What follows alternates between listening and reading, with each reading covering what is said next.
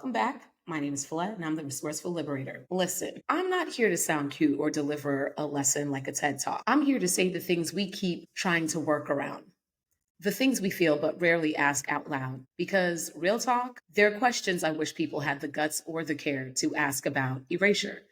And since they don't, I'm answering them myself. No fluff, just the truth our nervous system's been knowing. So let's get into it. This section of questions is going to be called Questions I Wish People Would Ask. The questions they never ask and answers they aren't ready for. Let's start with question 1. Why do people stay silent when they witness erasure?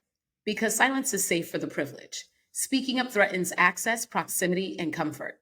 Some people are afraid to lose their seat.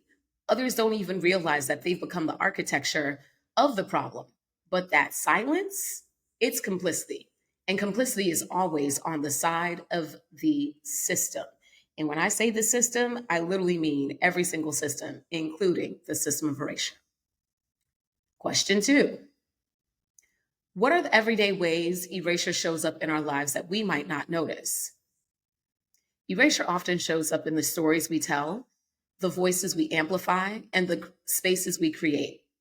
It can appear when certain groups are excluded from conversations, when history is rewritten to fit dominant narratives, or when we fail to recognize the contributions of marginalized communities.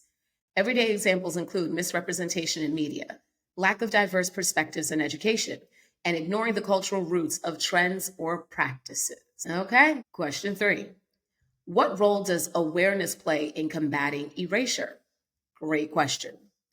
Awareness is the first step in addressing erasure. By identifying where it occurs, recognizing its patterns, and understanding its consequences, we create the foundation for meaningful action.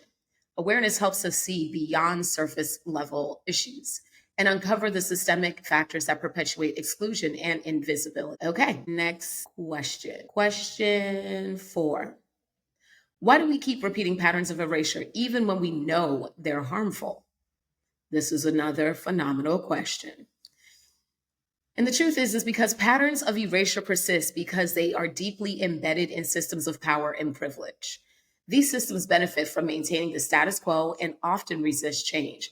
Additionally, unexamined biases, lack of education, and fear of discomfort or conflict keep these patterns alive. Breaking the cycle requires intentional disruption and persistent effort. Okay, question 5.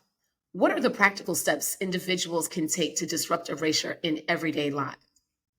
Well, another great question. So, what we can do is that we can start by listening to and amplifying multiple marginalized voices. Support creators, thinkers, and leaders from underrepresented communities.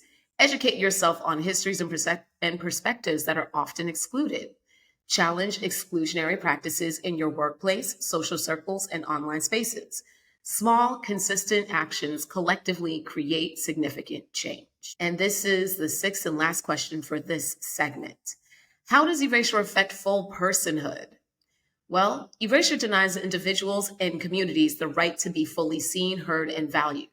It strips away their humanity by reducing them to stereotypes, ignoring the contributions, or rewriting their histories. Full personhood requires recognition of complexity, dignity, and the right to exist without being silenced or diminished. That's it for now. If any of this touched a nerve, good. That means it's real. That means it matters.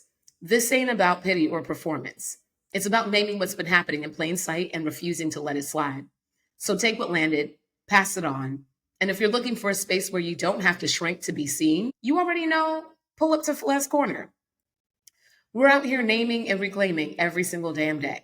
So until next time, protect your presence, hold your power, and don't let the silence win.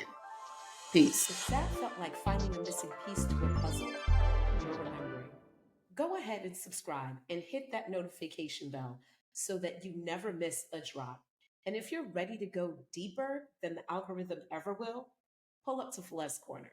That's where real clarity lives. No code switching, no performance, just strategy, unlearning, and unapologetic truth. Links in the description. Come get free on purpose. Till next time, peace.